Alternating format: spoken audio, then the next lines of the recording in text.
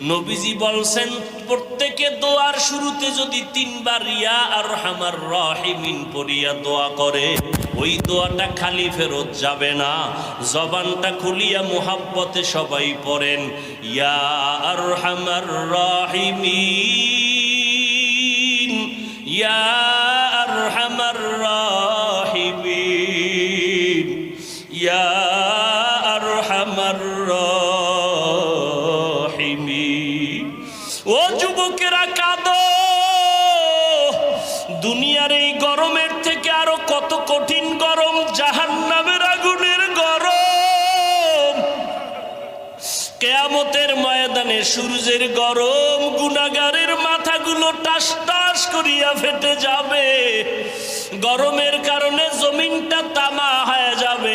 নবীরা নাফসি নাফসি বলে কাঁদবেন। কান্না যদি না আসে ডানে